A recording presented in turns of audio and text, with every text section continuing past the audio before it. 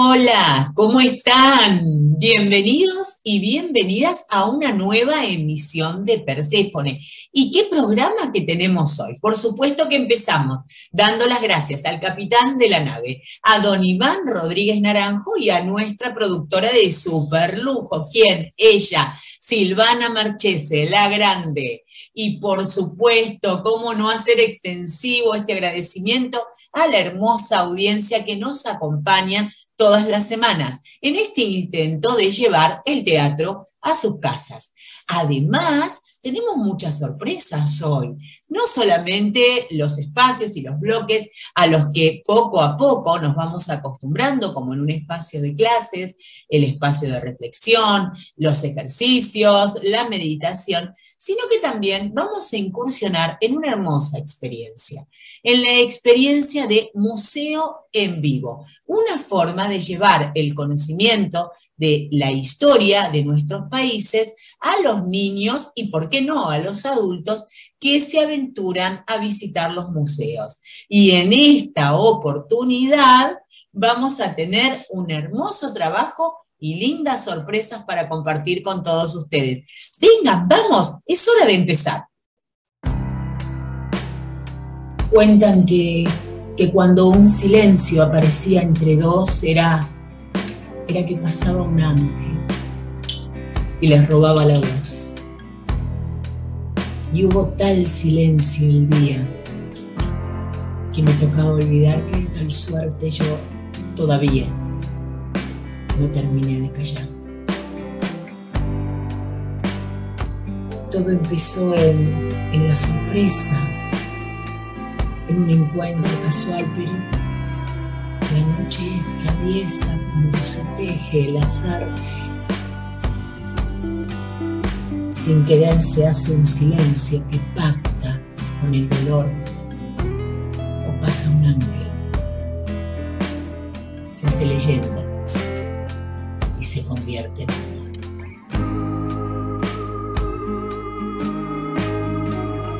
Echó café en la taza,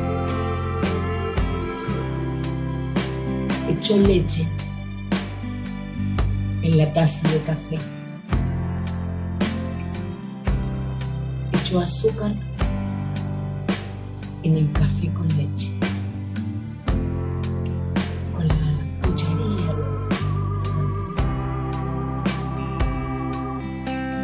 sin mirar.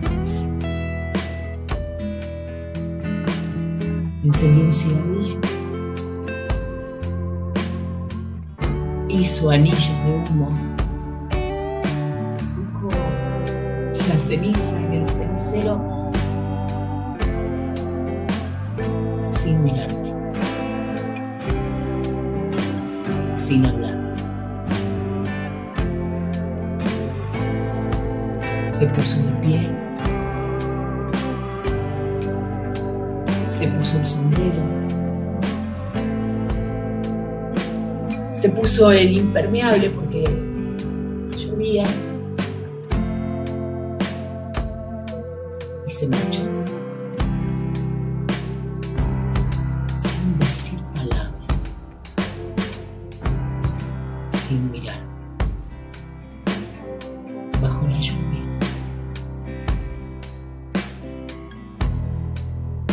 Y me cubrí la cara con las manos y lloré.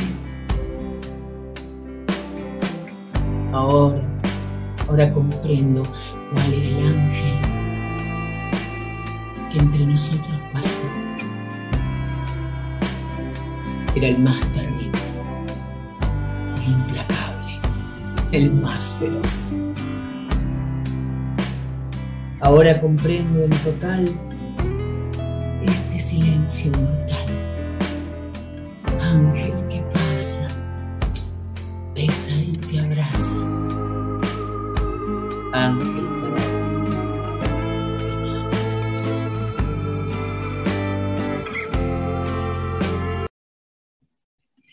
y ahora sí, vamos a nuestro espacio de reflexión de como a mí me gusta llamar cada clase.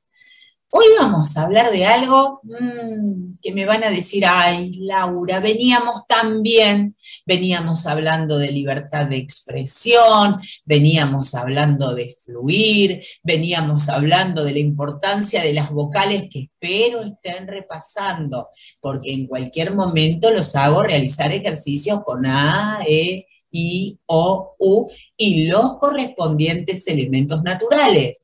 Veníamos libres. Veníamos jugando y de repente Laura nos dice en esta emisión, vamos a hablar de hábitos y de disciplina.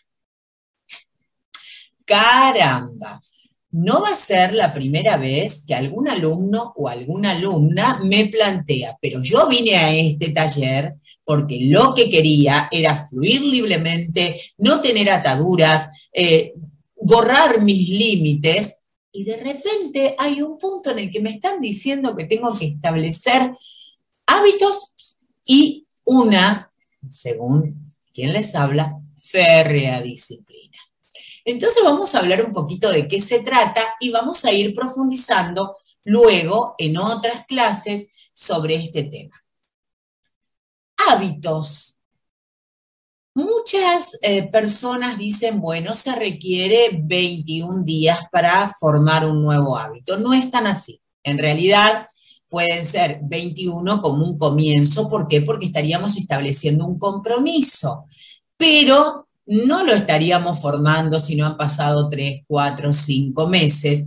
Y con ese poco tiempo, la realidad es que podemos formar un hábito y también abandonarlo, pues no estaríamos trabajando a conciencia, no estaríamos estableciendo el compromiso. El hábito muchas veces confundido con lo que llamamos rutina, que no es tan grave, ni es tan mala, ni amenaza tanto nuestra vida cotidiana como nos han hecho creer. Los hábitos, las rutinas, que son aquellas conductas que nosotros y nosotras repetimos cotidianamente ante un determinado momento, acción, trabajo, estudio, arte, lo que estamos acostumbrados a realizar, ¿sí? Tiene en su proceso una cuestión más de descanso del cerebro y a la vez de ritualizar determinadas acciones. Cuando hablo del descanso de nuestro cerebro, es exactamente eso lo que sucede cuando formamos un hábito. Es decir, si nosotros tomamos como hábito levantarnos todos los días con una sonrisa, preferentemente, a determinada hora del día, mantenemos ese hábito, nos despertamos, saltamos de la cama, sonreímos en el espejo, nos duchamos, nos cambiamos, escuchamos música, podemos realizar una meditación, aunque sea breve, unos minutitos antes de salir a nuestras tareas cotidianas, el cerebro se va acostumbrando a esa situación. ¿Y qué va a suceder? Pues algo maravilloso, va a tener tiempo de ahorrar energía para destinarla a la memoria y a la impresión de nuevos estímulos. Muchas veces, cuando estamos en un taller, en cualquier taller que implique memorizar, como en el caso del teatro, un texto, una de las preguntas claves es, ¿cómo hago para tener memoria?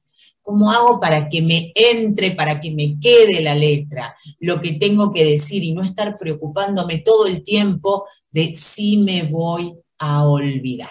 Bueno, ahí hay varias cosas que nosotros tenemos que ver. Por algo se dice interpretar, encarnar, meter dentro de nuestro cuerpo ese personaje para que sus palabras sean nuestras y entonces no vamos a correr el riesgo de perder las palabras o si por alguna razón se fuera una palabra exacta como está en el guión o en el libreto, al menos nuestro organismo va a estar pronto a responder con otra palabra similar que nos lleve a la misma acción.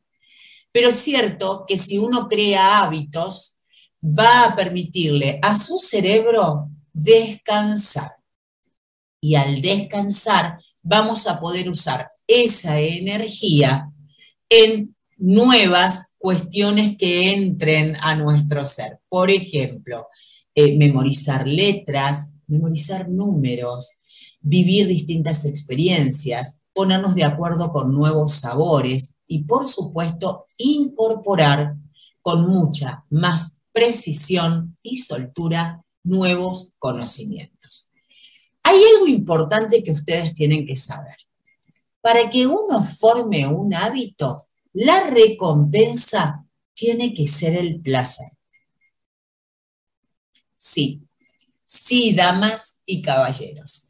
Cuando nosotros decimos, por ejemplo, vamos a generar el hábito de hacer una determinada actividad física, pero, oye, caramba, tienes que sufrir, tiene que doler, te tienes que sentir mal, te van a doler los huesos, no vas a tener ganas de levantarte, pero no importa, hay que romper ese músculo y hacerlo, y entonces vas a tener una gran recompensa. Seguramente podemos llegar a otra palabra, que es la disciplina.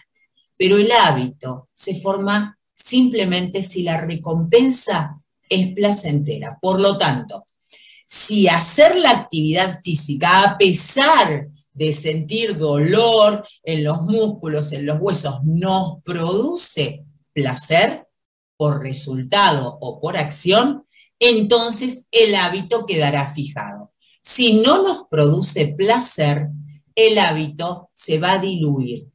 Recuerden algo que es muy importante: los seres humanos no estamos hechos para el sacrificio a largo plazo. Es verdad, lo podemos realizar, y podemos realizarlo porque tenemos un objetivo, y podemos realizarlo por muchas razones. Lo podemos hacer por convicción, lo podemos hacer por deseo, o lo podemos hacer porque anhelamos un determinado logro. Pero el sacrificio de por vida no tiene sostenibilidad en el tiempo, porque somos seres que buscamos como recompensa el placer. En este caso, cuando hablamos de seres que buscan como recompensa el placer, tenemos que reconocer cuáles serían los buenos hábitos y los hábitos que no queremos en nuestra vida. ¿Por qué? Porque es muy factible que aquellos que no queremos en nuestra vida sean los primeros que tengamos en cuenta. Por ejemplo, fumar. Fumar es perjudicial para la salud, pero se convierte en un hábito. Entonces, eso produce en principio una determinada sensación de placer, que luego obviamente atentará contra nuestra salud.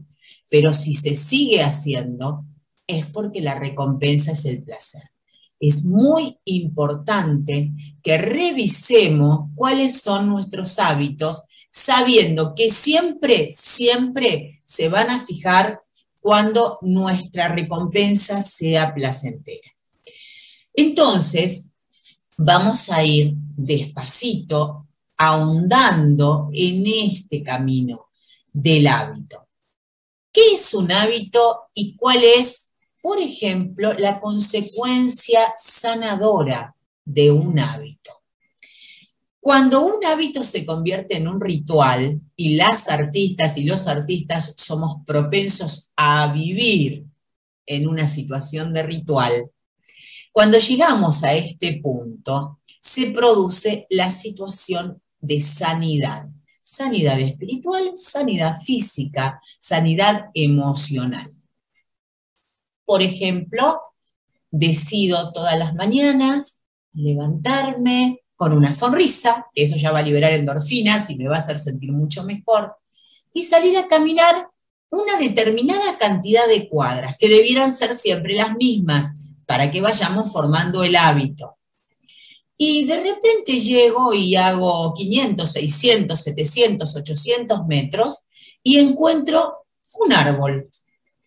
Y tomo todas las mañanas una hoja de ese árbol. Regreso por el mismo camino, traigo la hoja de ese árbol y la pongo en un frasquito. Esa hoja al cabo de muchos días de realizar la misma acción, va a tener en mí como un efecto de talismán. Voy a necesitar tener esa hoja en la mano y ahí es donde aparecen, por ejemplo, las cábalas, el hacer algo que me dé suerte o traer un objeto que resulte para mí un llamador a mi sanación. Pónganlo en práctica. Siempre les digo, no me crean ciegamente, porque yo tampoco le creí ciegamente a mis maestros ni a mis maestras. Lo fui poniendo en práctica y fui formando estos hábitos que me hicieron cada vez investigar más y más en los procesos creativos, pero también en los procesos físicos, emocionales y espirituales. Bien, y de ahí, del hábito que nos tenía que producir placer, vamos a saltar a otro. Vamos a saltar a la disciplina. La disciplina pone límites. La disciplina nos dice, bueno, hasta aquí, y entonces, ¿a dónde queda nuestra creatividad? La disciplina la podemos comparar con, por ejemplo, todas las religiones dicen que en el principio era el caos. Las corrientes filosóficas también. También es cierto que en ese enorme caos tuvieron que venir a actuar las fuerzas del orden para poder discernir. Imagínense un caos creativo. Qué hermoso es un caos creativo. Pero ¿qué pasaría si todos los volcanes estuvieran haciendo erupción al mismo tiempo que soplaran todos los vientos, que vinieran todos los huracanes, estuvieran presentes todas las tormentas, las olas fueran incontrolables y las pasiones de los hombres y las mujeres estuvieran sueltas todas al mismo tiempo? ¿Sería realmente un lugar en donde pudiéramos rescatar algo en limpio? ¿O solamente desearíamos salir de ahí porque no podríamos con todo eso? El orden no tiene como objetivo limitar, sino hacer libres a quienes llegan al conocimiento. Me ha costado mucho hacer entender esto en mis clases. Si uno tiene un hábito sano que conduce a un hecho placentero, va a ser mucho más sencillo formar una disciplina. Ejemplo, si tengo el hábito de ir a ensayar todos los días a la misma hora, eso me va a dar placer porque voy a lograr mi objetivo. Y al hacer eso, lo convertí en una disciplina. Estoy yendo a ensayar todos los días a la misma hora como hábito, recibo como recompensa placer y creatividad, y a través de la disciplina de mantener este hábito, voy a poder formar una obra, y en esa obra voy a seguir creciendo, voy a sumar. Y cuando yo tenga muy claro qué es lo que debo decir, cómo debo pararme, muy firme mi concepto, mi personaje, mi acción, mi lugar dentro de esa obra, voy a ser absolutamente libre, porque no voy a tener temor a equivocarme. Solo van a estar dentro de mí fluyendo las acciones, una detrás de otra, como las olas en el mar. Por lo tanto, la disciplina, y no en vano se llama disciplina a las artes, no es limitante, sino liberadora. Uy, Laura, ¿cómo estás hoy con hábitos y disciplina? Seguiremos hablando de este tema en próximas clases, pero recuerden, vamos a formar buenos hábitos y vamos a tratar de ir quitando del medio todo hábito que pueda ser nocivo para nuestra integridad física, para nuestra integridad mental, intelectual, para nuestra integridad emocional y para esa integridad espiritual que estamos trabajando mucho en las meditaciones. Ahora sí, vamos a ir a un excelente hábito, el hábito de tomar agua y de prepararnos para los ejercicios de Perséfone. Los espero.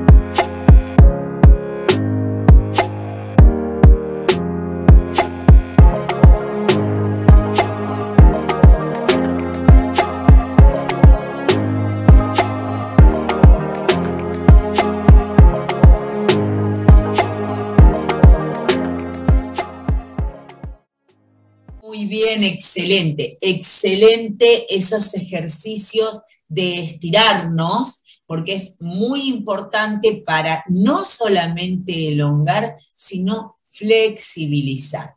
Recuerden que hay uno que lo vieron seguramente en el grupo Perséfone, pero sí que tienen que recordar y es el de ir haciendo como si subiéramos una escalera con las manos, nos fuéramos colgando. También es importante, por ejemplo, jugar, aunque sea desde la silla, como si estuviéramos colgándonos y estirando. Aprieto mis manos y levanto la espalda y vuelvo. Y me estiro en la silla y vuelvo. Y me estiro en la silla y vuelvo. Lo mismo con mis manos. Cierro mi puño y estiro todo lo que puedo. Sentir que voy estirando mi mano. Estiro. Bien, todo lo que puedo. Siento que se van estirando mis manos, mis dedos. Muy bien, excelente. A ver, por ahí. Y ahora con las dos. Cerramos, tensiono, aflojo y estiro. Muy bien, como si florecieran las manos. Lo mismo, pero vamos a girar. Cerramos, aflojo y estiro. Excelente. Estirar la espalda, ir hacia adelante. Eso es. Y también, ¿por qué no? Estirar la cara. A ver. Ya. Muy bien. A ver, vamos a hacer una estirada como diciendo oh, y aflojo. Muy bien. Sonreír también es estirar. Así que sonreímos, chiquito, más, y ahí. Perfecto. Es importante que realicen toda esta tarea. ¿Acaso alguna vez vieron la flexibilidad que tienen, por ejemplo, los felinos? ¿Quién no tiene un gatito, sino uno en su casa? Puede tenerlo o haberlo tenido en la infancia. Y los gatos se estiran y se estiran al sol. Disfruten del sol, porque genera en nosotros gran alegría. El sol es símbolo sagrado de salud. No mucho, no exponernos al sol demasiado tiempo y lograr una quemadura, no, eso no. Pero sí salir a caminar y sentir que el sol nos va bañando, sobre todo en esas horas en que no cae de forma demasiado agresiva. Es importante que lo hagamos. Caminar al sol, estirar, ¿sí? Es esto, estirar, y vamos estirando nuestra espalda. Eso es, a ver, ¿me acompañan? Como si se cerraran y se abrieran. Eso es, y vuelvo, como los gatitos. Eso es, perfecto. Eso ayuda mucho, sobre todo si ustedes tienen tareas, trabajos en los que tienen que estar mucho tiempo sentados. Lo mismo que estamos haciendo con las manos, también lo podemos hacer con los pies, que lo habrán visto ya en los ejercicios y también lo van a ver en el repaso. Estirar los dedos de los pies, ¿sí? Contraer y estirar. Contraer y estirar.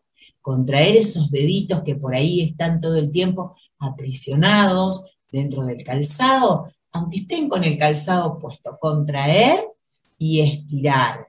Estirar las piernas, ¿sí? Estirarlas aunque tengamos que estar en una posición de sentados porque estamos trabajando. Eso los va a ayudar muchísimo para tener una mayor flexibilidad y a la vez elongación. Excelente. Bueno, les había comentado que después de los ejercicios y con las sorpresas que teníamos en la clase, les iba a hablar de un proyecto muy particular. Proyecto que, por supuesto, no lo hemos descubierto, pero sí lo hemos puesto en práctica. Muchas veces, y ya hablaremos de esa cuestión filosófica, no se trata de ser el primero en hacer algo, sino de poner en práctica algo que puede servir a las comunidades. Los adultos y las adultas muchas veces nos quejamos de que los jóvenes, los niños, las niñas, no están teniendo contacto como se debe con la historia y que además viven pendientes de las sensaciones que causan los videojuegos, las distintas opciones que tienen que ver con los medios digitales.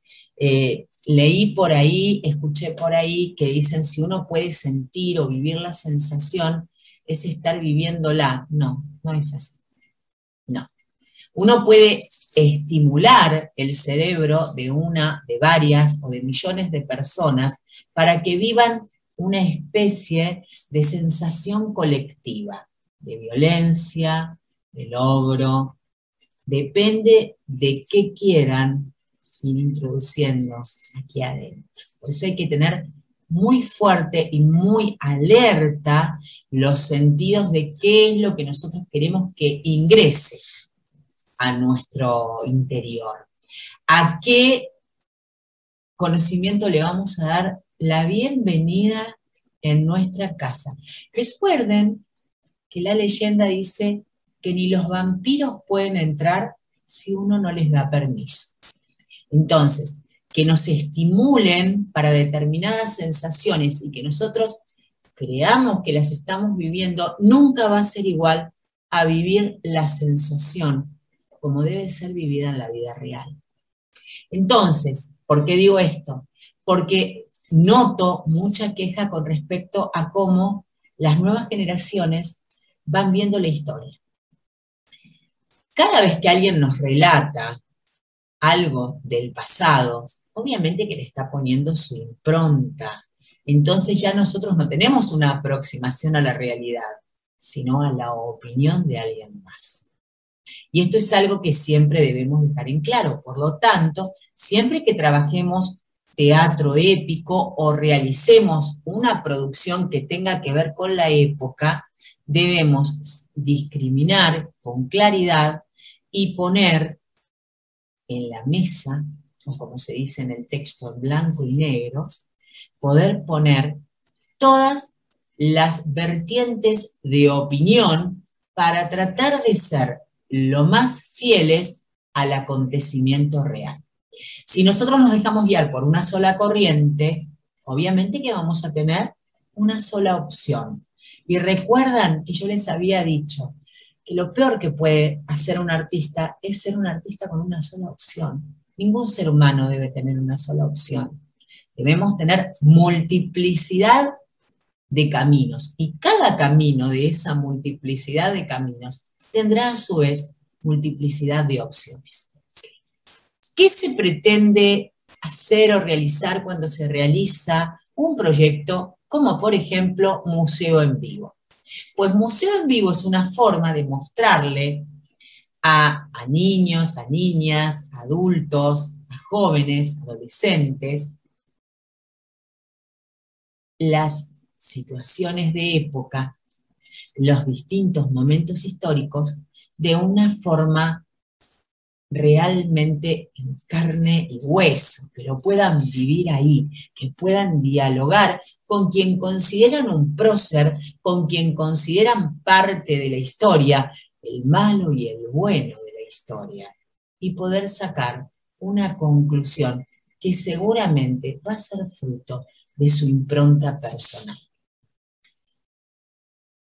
Una de las situaciones que más llama la atención, por ejemplo, es que los niños más pequeños pueden ver hoy en televisión, en YouTube, a través de distintos medios, films, historias con sus monstruos, su horror, su espanto, sangre, miedo, bombas, estruendo, sin inmutarse. Pero sin embargo, esos mismos niños se atemorizan frente al grito de un, pongamos, Capitán Garfio contra Peter Pan en una obra si están en cercanía con los actores.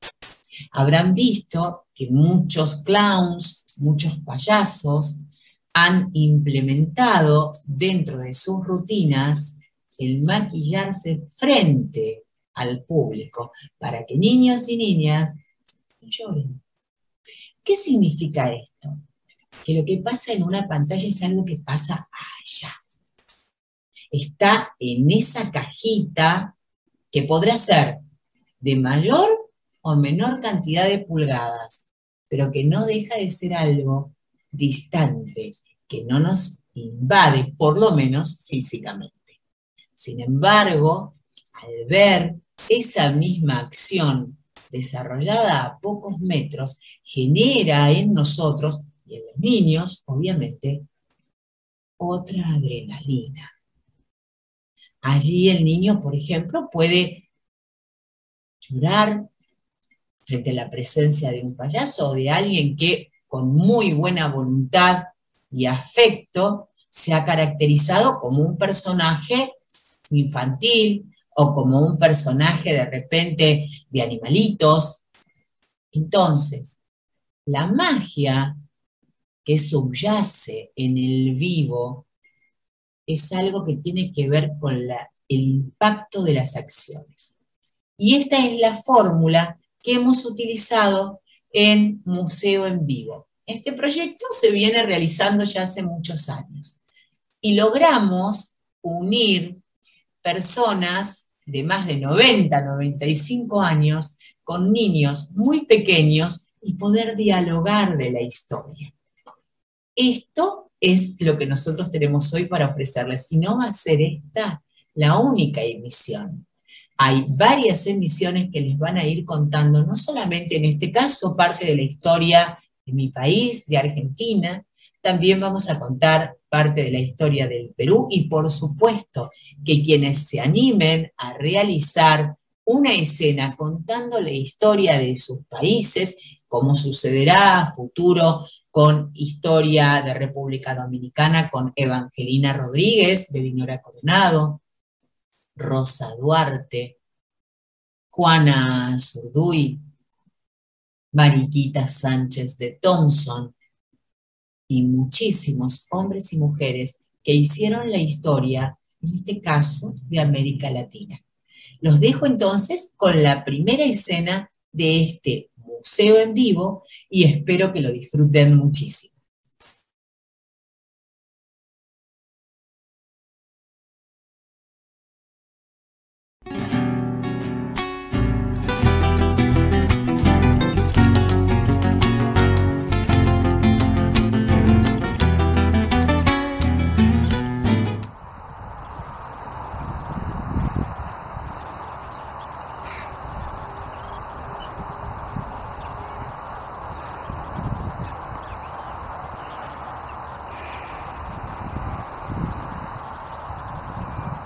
Para el cruce de los Andes, hombres como Condarco fueron fundamentales.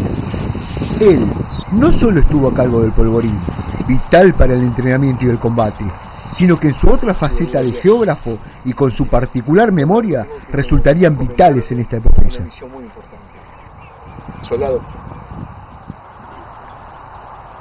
En un encuentro secreto le encomendé la misión del trazado de la ruta por donde cruzaríamos. Condarco, aquí tengo la proclama de nuestra independencia. Confío en su habilidad para negociar con Marcó del Pom. ¿Y qué tendría que negociar, mi general? Además de mi libertad y mi vida. Su regreso, Condarco. ¿Y si no puedo convencer a los realistas? Habrá sido un honor haberlo contado entre mis hombres. No se podrían realizar mapas escritos, ya que, al caer en manos realistas, podrían delatar nuestra intención. Bajo la excusa de llevar la declaración de nuestra independencia, la que prácticamente era una declaración de guerra, el capitán Condarco debería ir por el camino más largo, para que cuando el gobernador recibiera la misiva, se enojase lo suficiente como para despacharlo de vuelta por el camino más corto, pero sin pasarlo por las armas. De esta forma, ya contaríamos con 2 de las rutas principales para el cruce.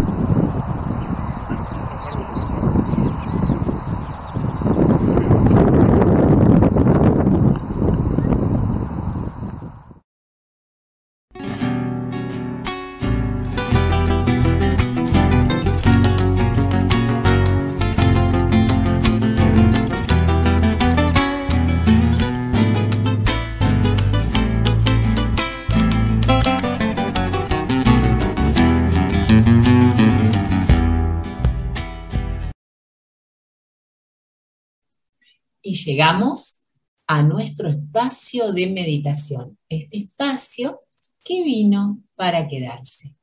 Y vamos a hacer una breve introducción de la que hablaremos en futuras emisiones. ¿Qué es más importante? ¿La brújula o la bitácora? ¿El objetivo preciso o el disfrute del proceso? Hay una historia muy antigua que cuenta la historia de dos hermanos cuyo padre, en un momento de sus vidas, les da a elegir entre dos objetos que le habían quedado de su vida en el mar. Una bitácora, un cuaderno de viaje, por decirlo así, al que todavía le quedaban muchas hojas para escribir, y una brújula. Los dos jóvenes soñaban con ir a la fuente de la eterna sabiduría y el conocimiento. Entonces el padre les dijo, bueno, elijan. Estas son las herramientas que yo les puedo ofrecer. El mayor, rápidamente, haciendo valer que era el primogénito, dijo, yo quiero la brújula. A mí me gusta ir seguro. Por lo tanto, al menor no le quedó otra cosa que quedarse con el cuaderno de notas para su viaje. Así emprendieron el viaje. El mayor simplemente siguió el norte y llegó a destino. Cuando llegó, se dio cuenta que la fuente del conocimiento y la eterna sabiduría tenía aguas que cantaban y sí, le aportaba muchos datos desconocidos y escuchó las voces de los poetas y escuchó todas las historias que tenían que ver con las leyendas, con la mitología, y escuchó, pero realmente no lo atrapaban aquellas historias. Por lo tanto, una vez cumplido el objetivo, decidió regresar. Había quedado con su hermano que en aproximadamente un año se iban a volver a encontrar, pero los años pasaron y el hermano, el que llevaba su bitácora, nunca apareció. Por fin el hombre, convencido de que lo mejor era tener una brújula que pudiera llevarnos a destino y regresarnos a casa, se casó, tuvo hijos, abrió una taberna y así pasaron los años. Un día, en la taberna, entró un forastero que fascinaba con su imagen. A su alrededor la magia se hacía presente. Pidió un vaso de vino, se sentó y sacó un grueso cuaderno. Inmediatamente, el dueño de la taberna reconoció la bitácora de su hermano y le preguntó, ¿a quién pertenece ese libro de notas? A mí, le dijo el forastero. Estaba muy cambiado, sin embargo, no pudo ocultarse a la mirada perspicaz de su hermano mayor.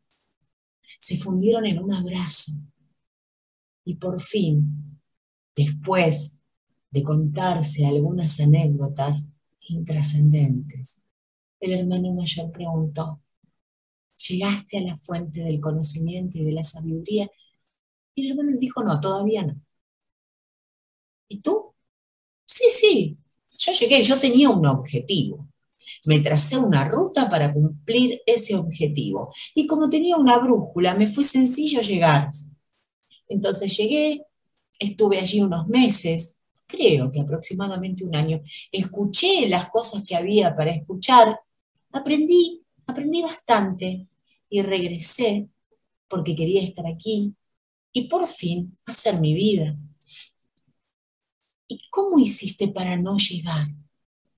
Ah, le dijo el hermano menor, porque yo me detuve, en tantos lugares. ¿Fuiste a ver los caballos blancos que corren sobre las olas de la gente del mar? No, dijo el hermano mayor. ¿Y llegaste a la tierra de la mujer de ojos azules? Esa que mira más allá del horizonte y hasta puede ver el alma. Seguramente debo haber pasado por ese lugar, pero no recuerdo haberme topado con esa mujer. ¿Y llegaste a las cascadas del vino, allí donde las hadas dejan caer los rojos hilos del más delicioso vino para quienes van caminando?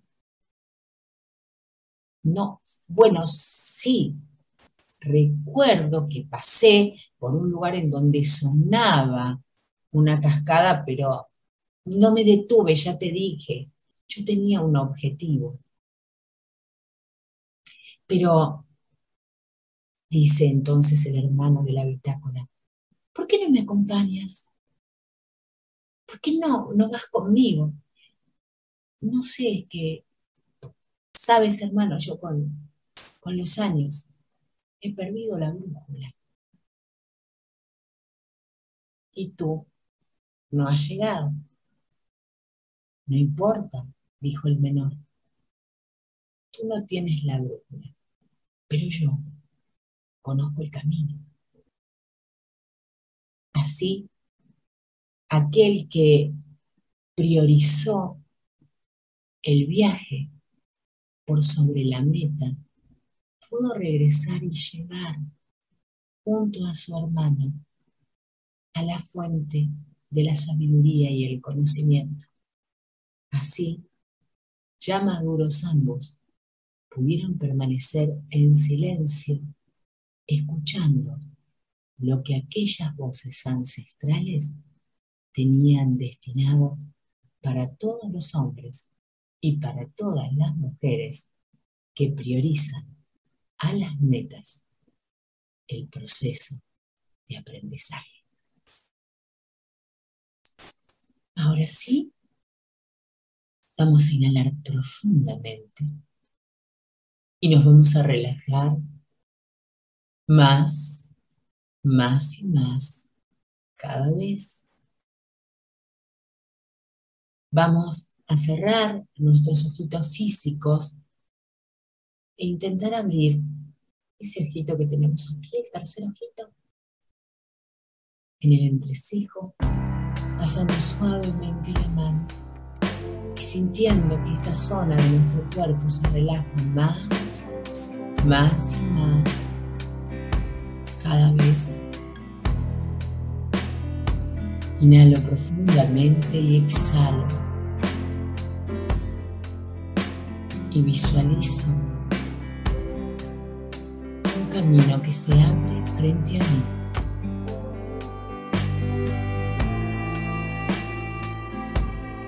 Se abre magnífico. Me invita a andar. Inhalo profundamente y exhalo.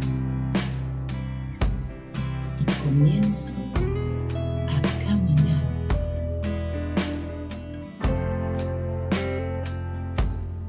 Percibo los aromas. Hay árboles, hay flores. Percibo el aroma de la tierra húmeda,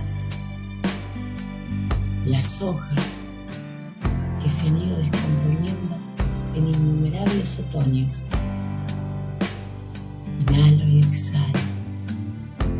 Me conecto el aroma de la tierra, de los árboles, de las flores. Conecto el sentido del oído con los pájaros, con todos los pequeños insectos o roedores que pueden estar recorriendo ese lugar. No los veo, pero los puedo escuchar. Inhalo profundamente y exhalo, no siento temor alguno. Nada puede hacerme mal en este camino. Nada puede evitar que avance. Visualizo sin abrir mis ojos físicos colores, las diferentes texturas, el contraluz de los rayos del sol atravesando el follaje, el sol a la distancia. Inhalo y exhalo. Huele a fruta madura. Siento en mi boca el sabor de la fruta madura. Inhalo profundamente y exhalo. Sobre el rostro, en la piel, en las manos, en el cabello, siento la brisa que deposita en mí su beso y se aleja. Y así, incentivando mis sentidos, sigo avanzando. Percibo en el horizonte una imagen. Es la imagen de mi guía espiritual. Yo camino hacia esa imagen. Mi guía espiritual viene caminando hacia mí. Lentamente percibo su forma. Escucho el sonido de sus pasos.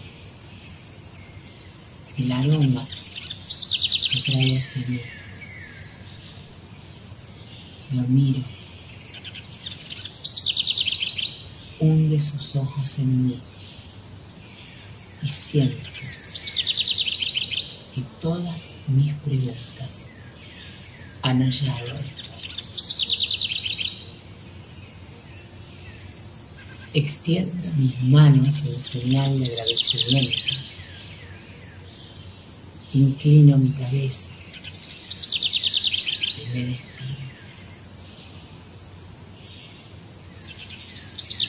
Del mismo modo que avancé, giro sobre mis pasos y retorno al punto de partida.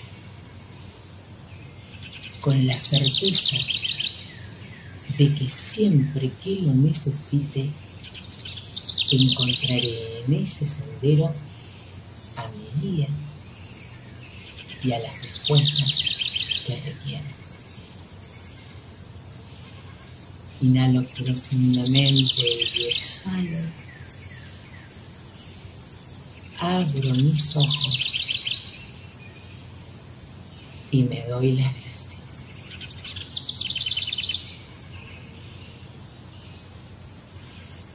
Deseo que hayan disfrutado muchísimo de este encuentro con su guía espiritual. Nos vemos en la próxima meditación.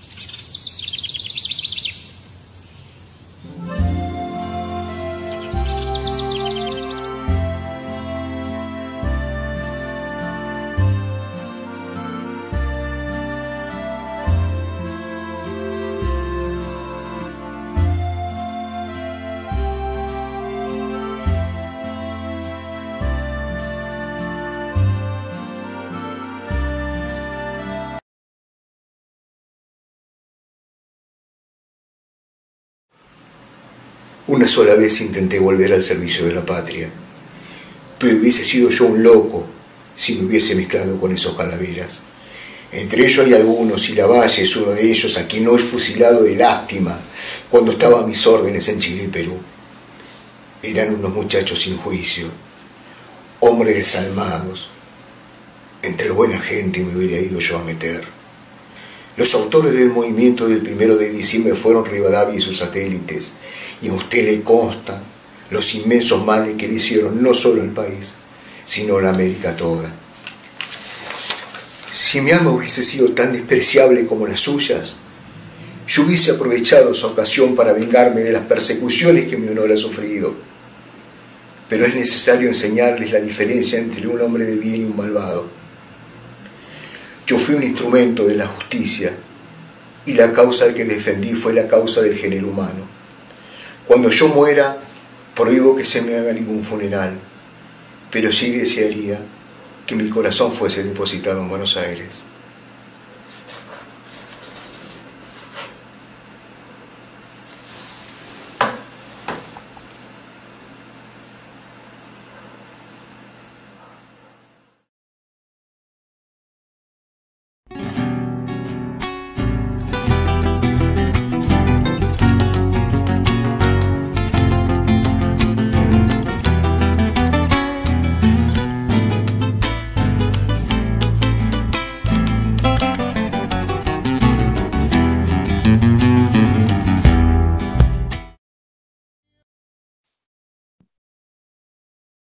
Y llegó el momento de la despedida. Pero nos vemos en otra noche de Perséfone, de la oscuridad a la luz, en la próxima semana.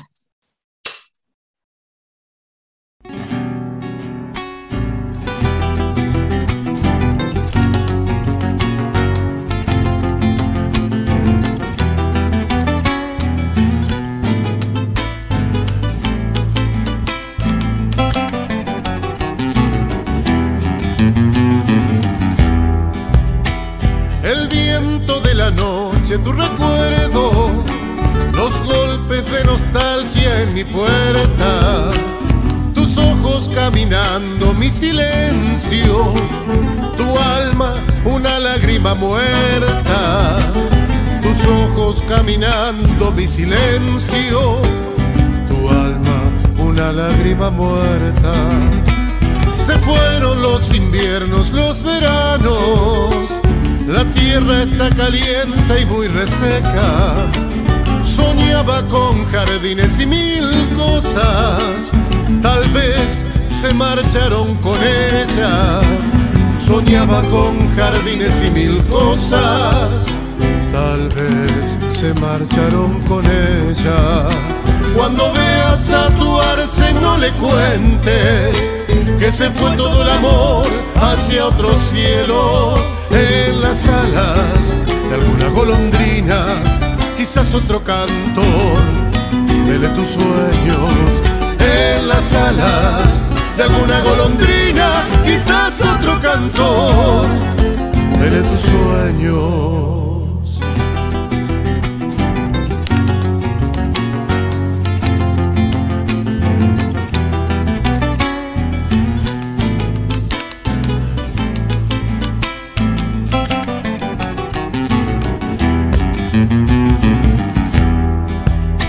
Ay, Santa Teresita de Jesús, decile que me muerdo y no es un cuento. Cada vez que se me ahoga su nombre y la angustia me gana todo el cuerpo. Cada vez que se me ahoga su nombre y la angustia me gana todo el cuerpo. La noche allá en el sur me dio una estrella, eterna su simpleza, sus misterios. Mi sangre se nutre de su alma, te amo y me aturden los silencios. Mi sangre se nutre de su alma, te amo y me aturden los silencios. Cuando veas a tu Arce no le cuentes que se fue todo el amor hacia otro cielo. En las alas de alguna golondrina, quizás otro cantor vele tus sueños. En las alas de alguna golondrina, quizás otro cantor vele tus sueños.